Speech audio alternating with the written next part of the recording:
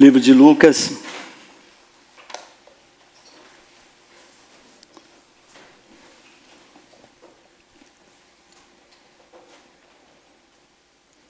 Capítulo 4.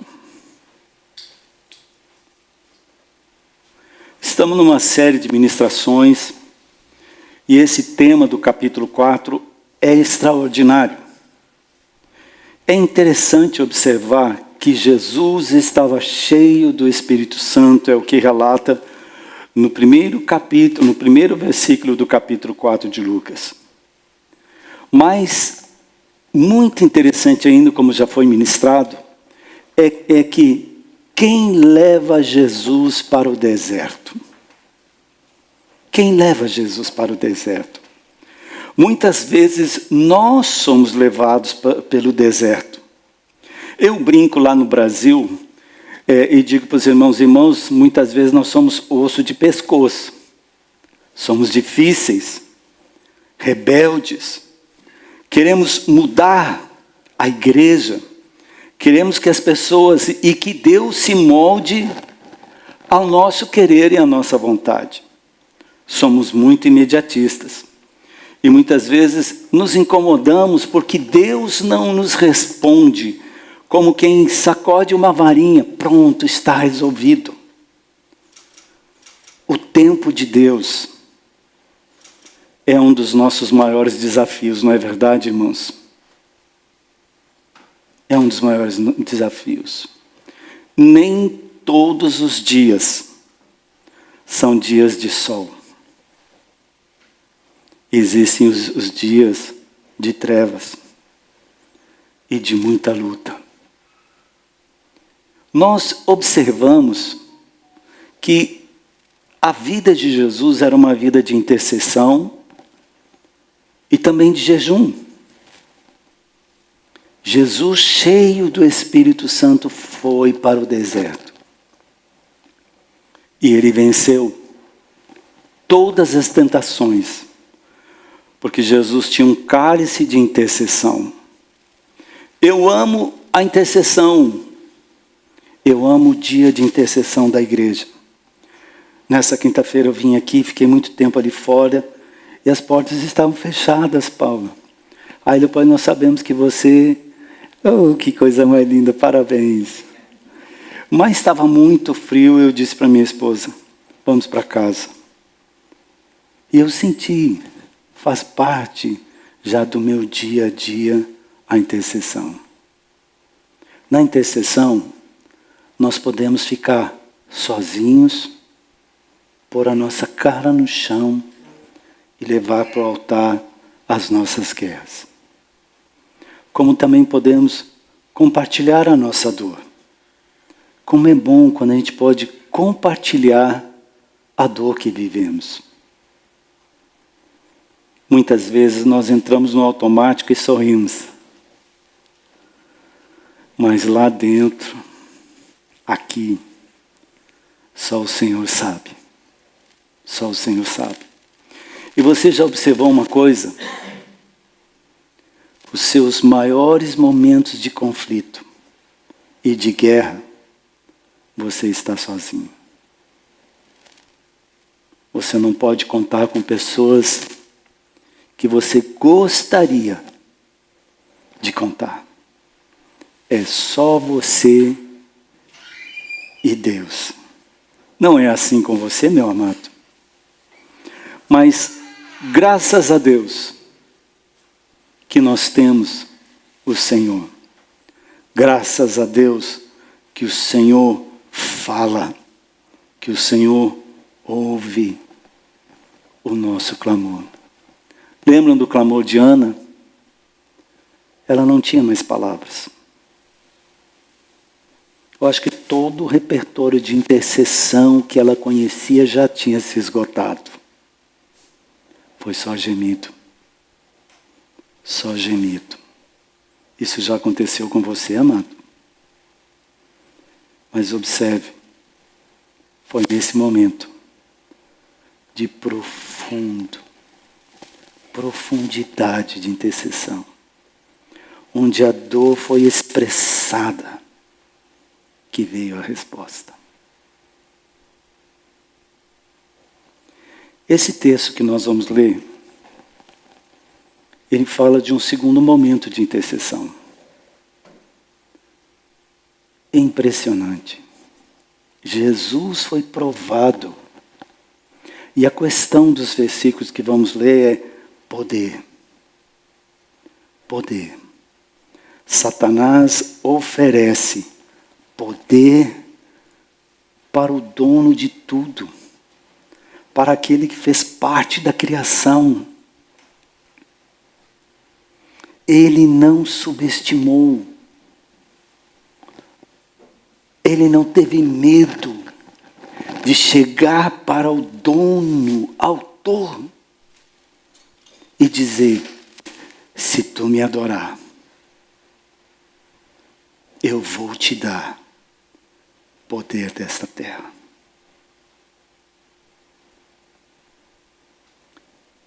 Gostaria de fazer um comentário. Você que tem mais tempo de igreja, talvez você já tenha observado. Eu já vi muitos ministérios começarem 100% na visão e na direção de Deus. Mas, no meio deste percurso, alguns homens caíram, mudaram a visão, transformaram a casa de Deus num lugar de comércio, onde o que importa é o número de pessoas e valores. Uma vez eu fui num grande evento de Brasília, onde estavam grandes pastores, apóstolos de renome. E eu, o orelha seca da turma, estava no meio deles. E aí um grande pastor de Brasília, que eu conheço desde a fundação da sua igreja, ele chegou para mim e me cumprimentou cordialmente, e olhou para mim e disse: quantas pessoas tem na sua igreja? E eu olhei para ele e ele disse: quanto entra na sua igreja? Então eu entendi que para você ser reconhecido, para você ter valor no meio deste grupo, tem que ter quantidade e valores. O nosso Senhor andava, dormia no meio de uma caminhada, no deserto. Ele tinha misericórdia e compaixão. Mas por que alguns ideais mudam assim? Por que alguns homens perdem o seu primeiro amor? Capítulo 4.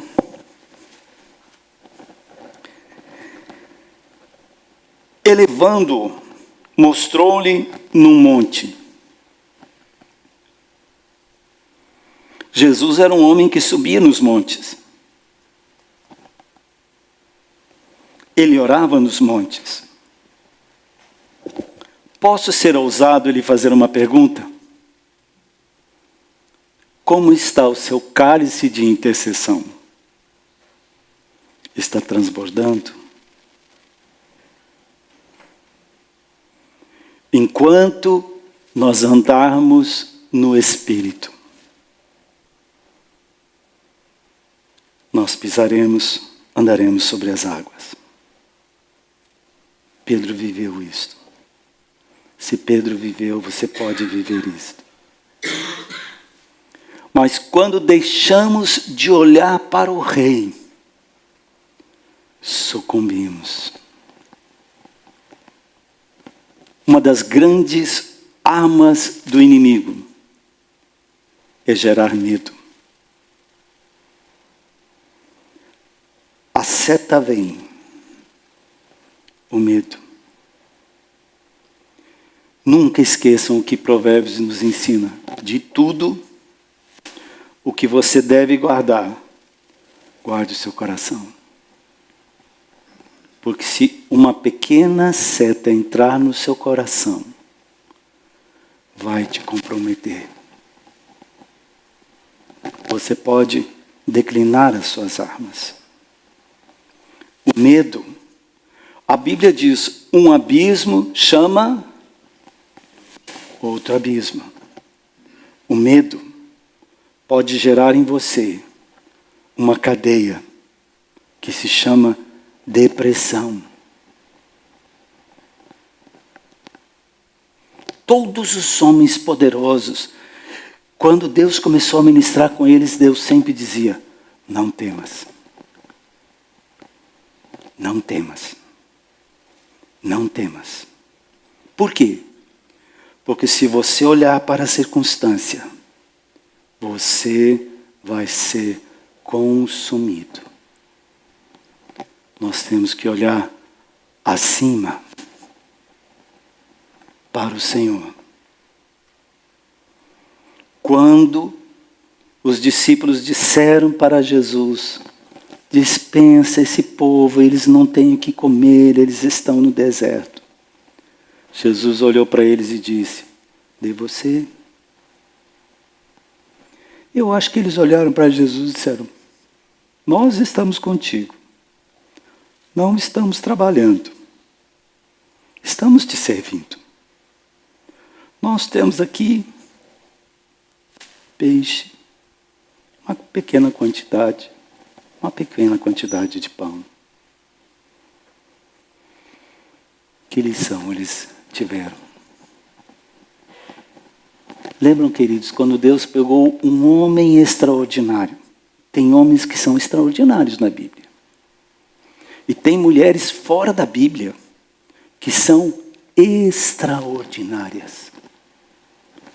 Cheiram, têm aroma de Cristo. Esses dias me ligou uma missionária do Brasil e ela descreveu o que eu estava vivendo e ela não sabe o que está acontecendo. Mas Jesus lhe mostrou. Por que Jesus lhe mostrou? Porque o Senhor está vendo. A dor ofusca a nossa visão. Cuidado.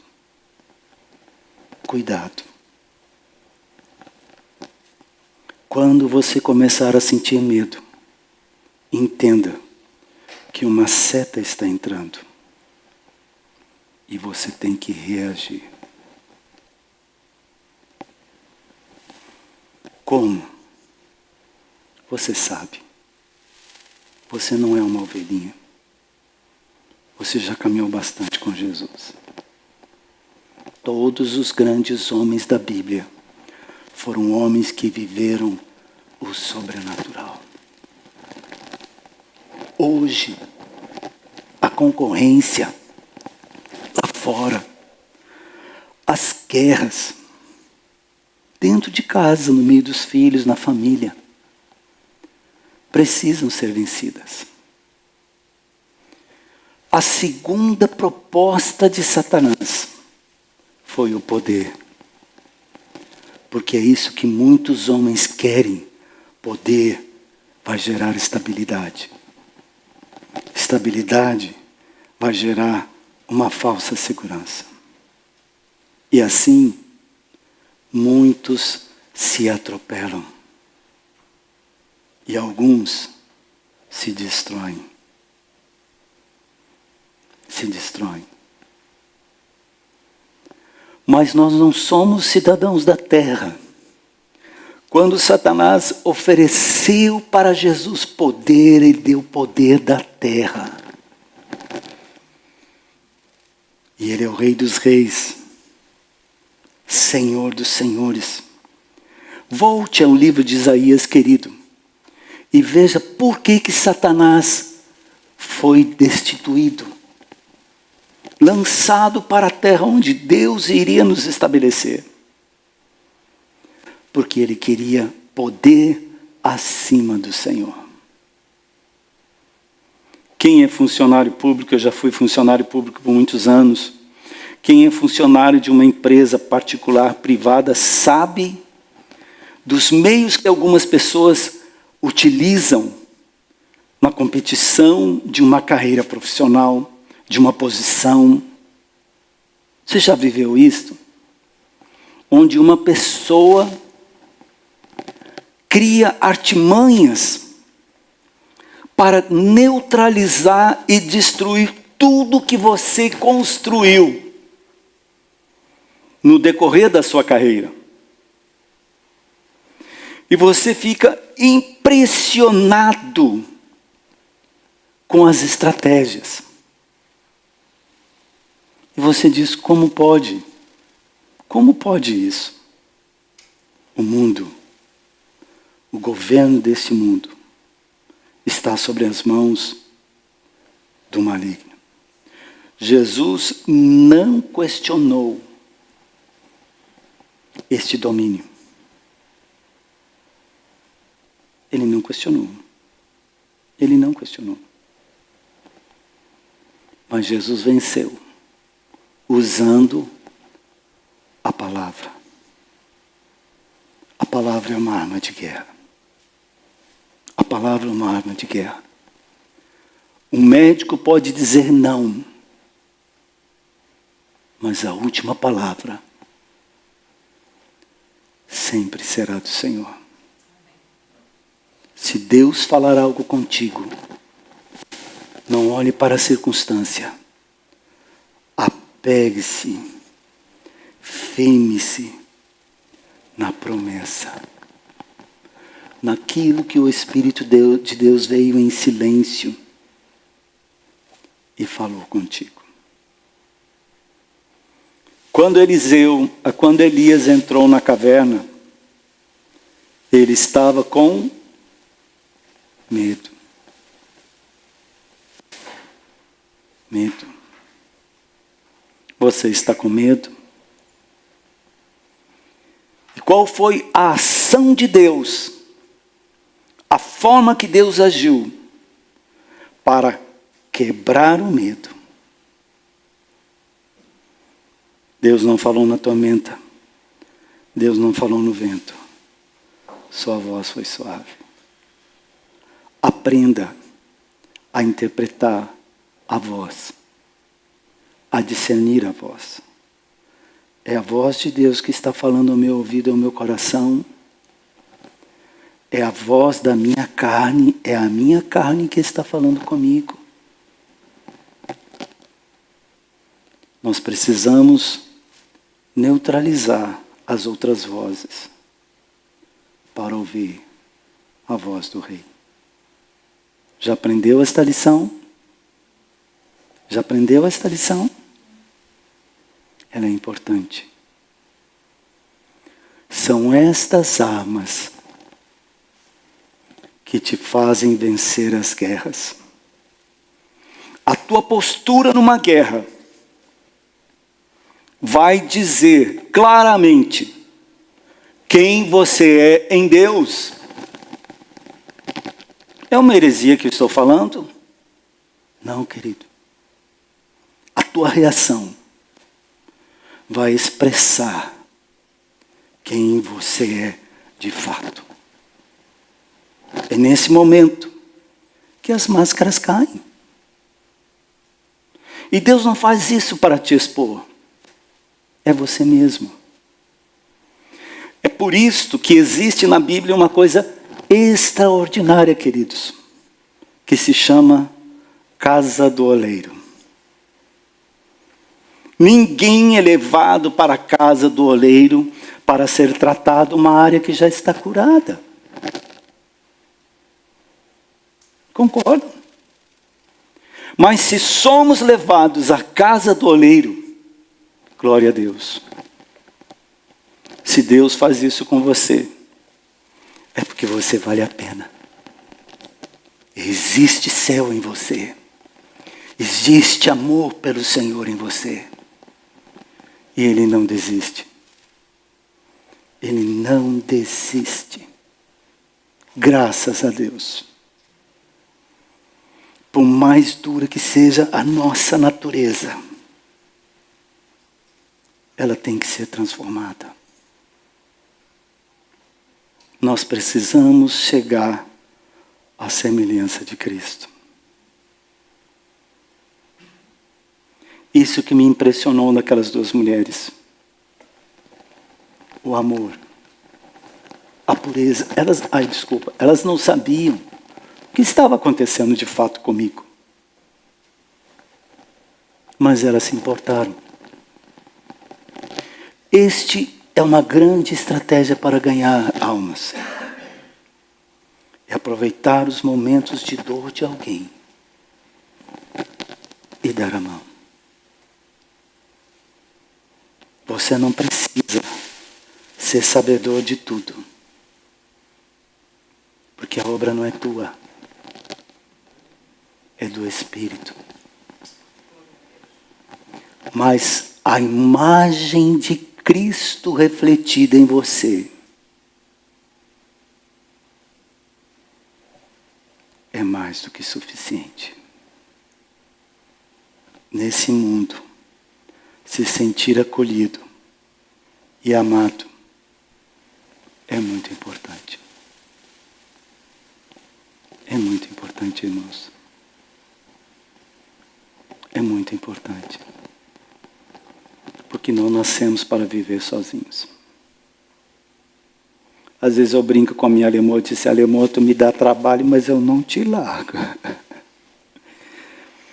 Eu nem comecei a leitura e falo mais do que, lá no Brasil eles dizem, falo mais do que homem da cobra. Versículo 5. Elevando, mostrou-lhe no monte todos os reinos do mundo. Eu acredito que a primeira coisa que Jesus mostrou foi a estrutura de Roma, o governo de Roma, o maior governo que existia na época de Cristo. Um homem de Roma mandava, tinha poder sobre muitas nações, sobre exércitos, sobre riquezas. Ele era muito grande.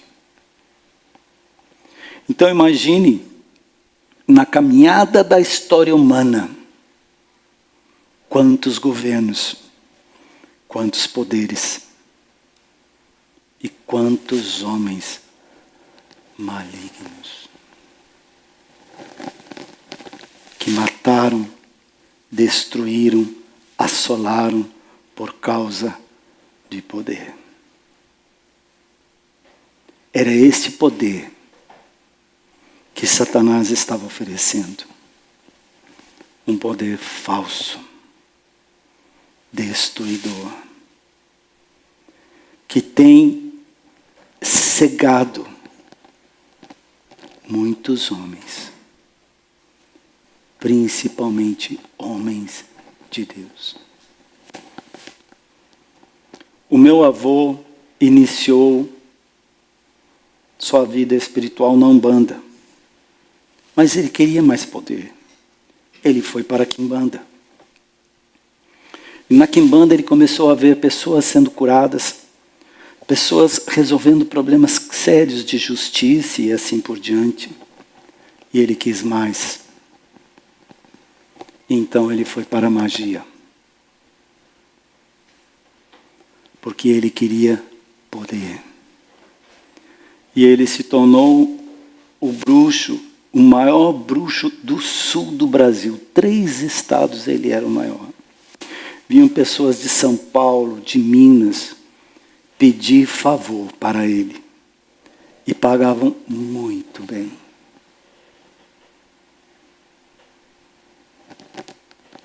Quando meu avô faleceu de câncer, eu e o meu primo tivemos que tirar o colchão dele e jogar fora. Porque estava sujo, contaminado.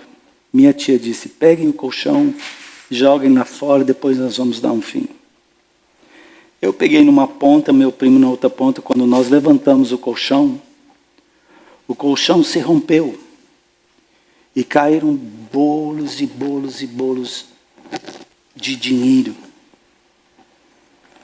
Uma quantia que dava para comprar uma grande área de terra, uma fazenda muito grande.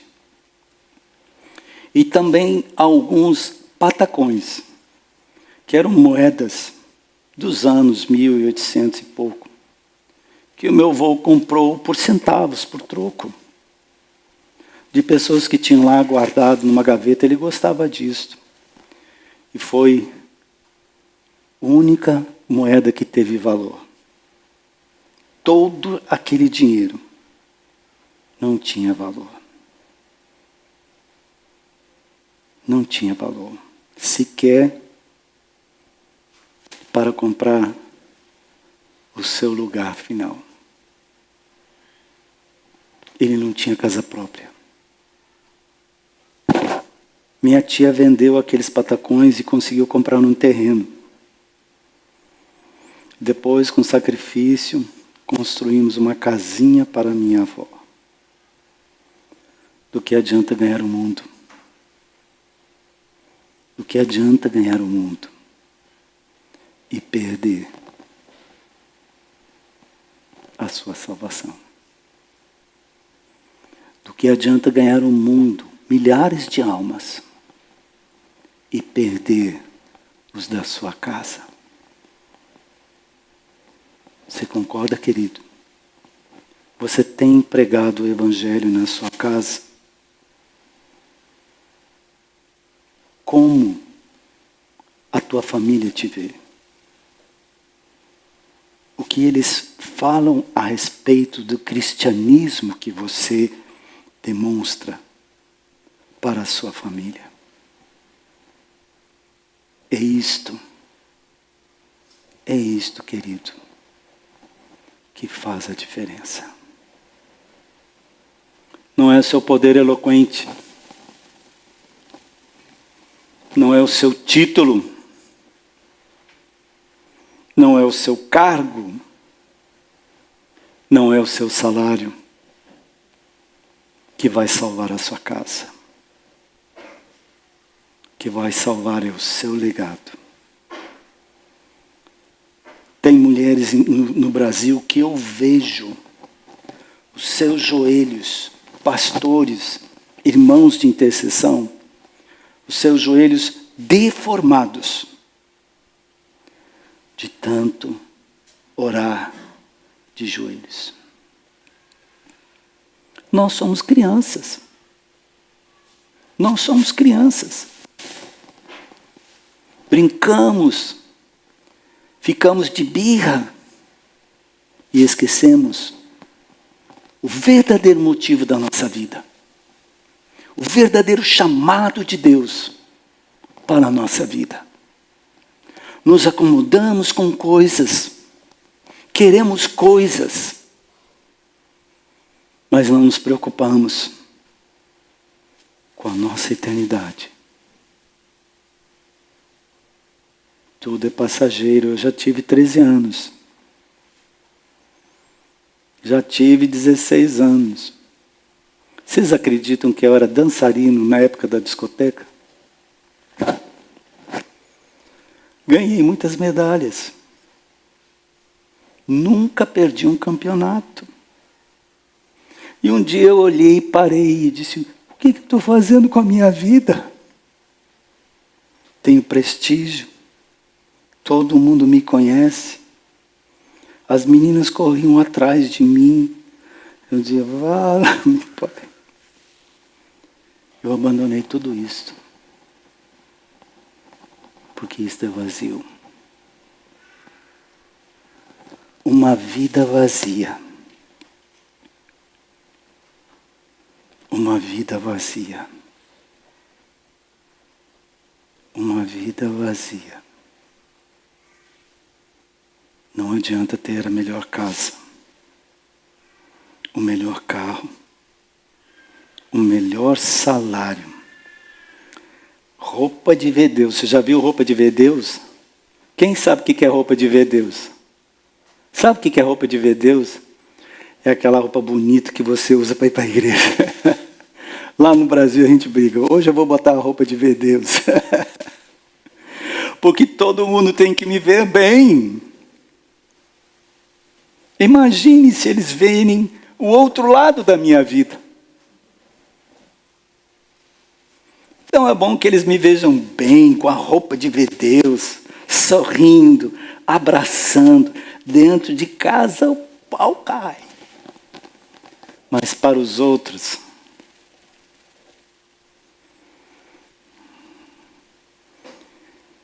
Satanás tentou Jesus. Por que ele não faria o mesmo contigo? Todos os dias somos atacados. Todos os dias. Mas é na perseverança. Você pode dizer, irmão, não tenho toda essa estrutura. É verdade. Nós somos vasos de barro. Somos quebrados.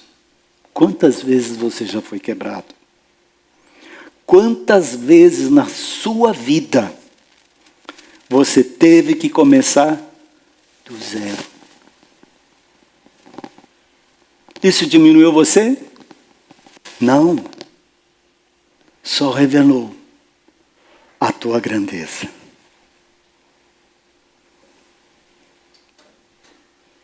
A tua grandeza.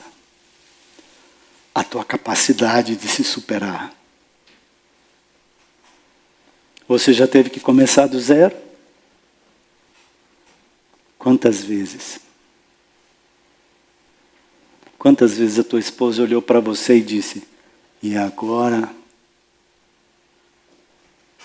E você tinha que dar uma resposta. Uma resposta que você não tinha. Essa é a vida. Esse é o nosso desafio.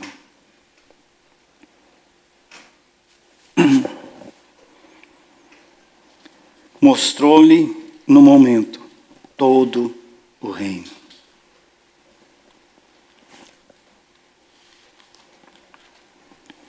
Disse-lhe o diabo, dar-te-ei toda esta autoridade e a glória destes reinos, porque ele me foi entregue e a dou a quem quiser. Você já ouviu falar de pessoas que fazem pacto de sangue? O que eles buscam neste pacto de sangue? Poder, riqueza. Quando Salomão disse para Deus, eu quero sabedoria, Deus se impressionou, porque o coração dele não estava voltado, buscando poder,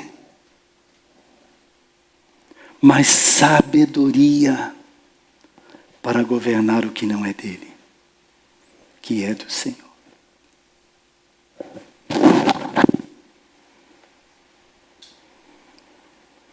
Toda esta autoridade e glória desses reinos, e a dou a quem quiser. Você quer poder vindo do inferno? Quanto isso vai te custar? Vocês acreditam que uma irmã, eu a conheço há muito tempo, ela é de origem judaica, fugiu da Rússia para outro país, e o pai fugiu para o Brasil por causa de perseguição, e no Brasil eles mudaram o sobrenome, usaram um sobrenome comum, um sobrenome comum do país onde eles estavam, para não serem identificados.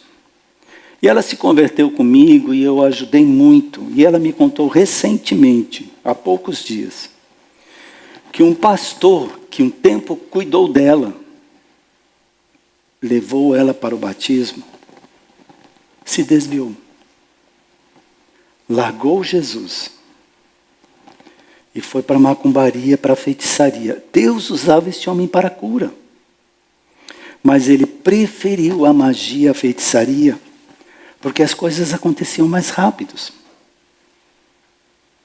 E ainda disse para ela, se você quiser, você não precisa pagar, porque o diabo cobra, tem um preço. Enquanto você resiste em dar para Deus, você só entrega moedas. Lá, Eles dão o que não têm. Eles se endividam em busca de uma única coisa: poder, riqueza, realização de sonhos.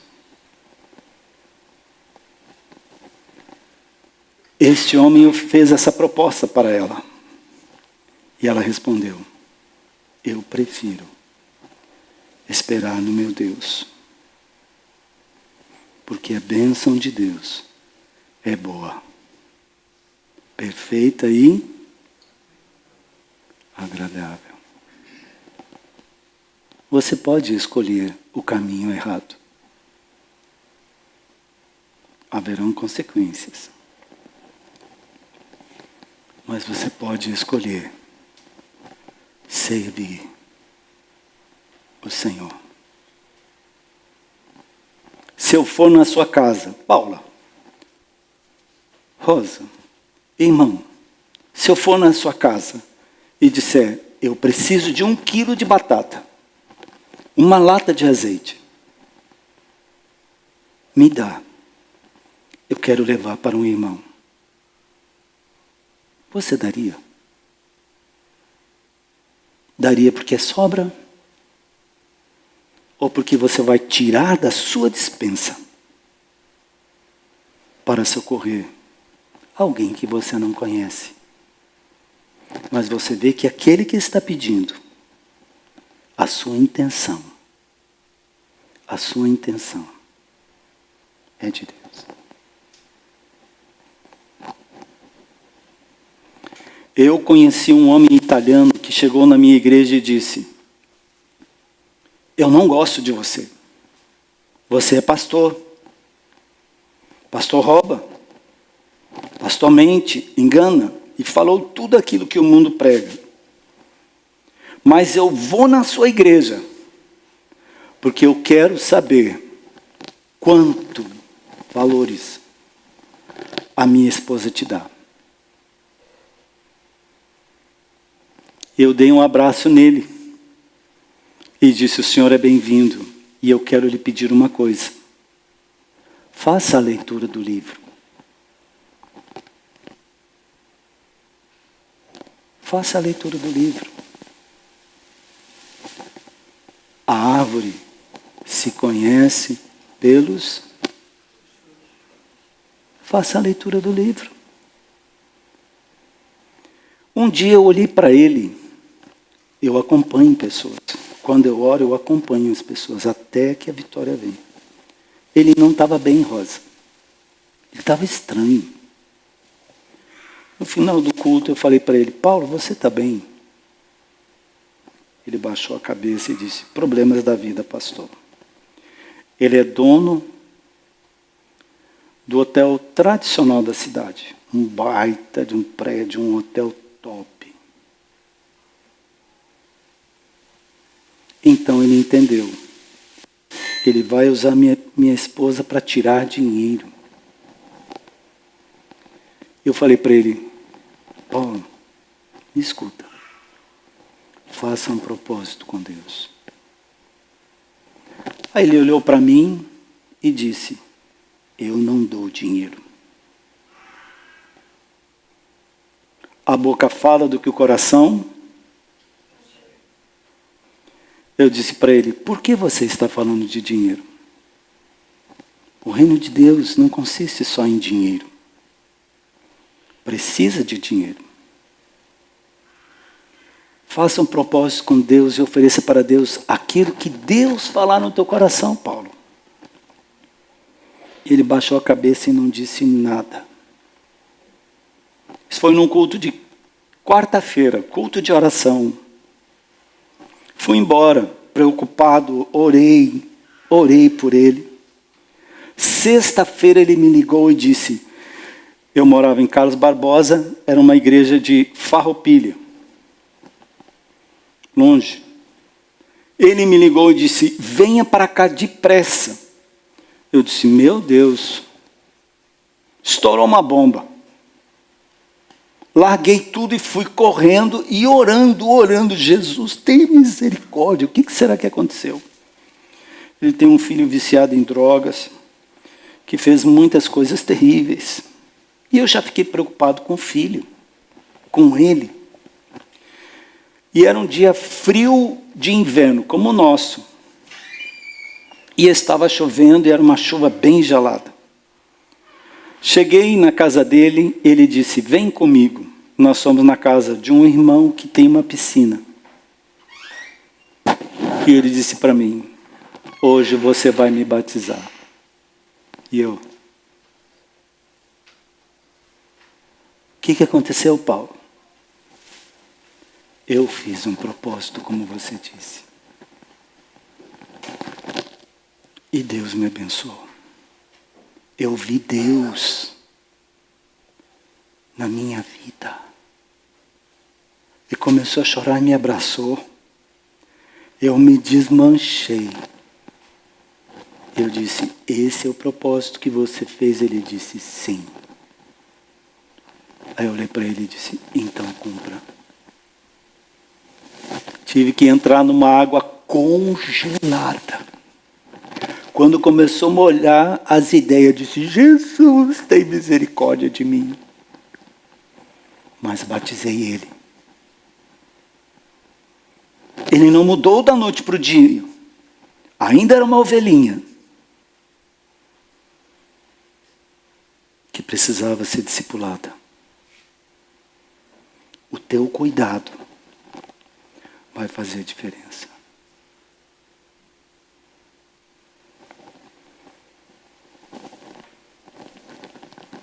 O teu cuidado. Sabe por que ainda existem cadeiras vazias? Um dia eu falei isso nesta igreja, num outro endereço. Não é por causa do pastor. Ovelha gera ovelha.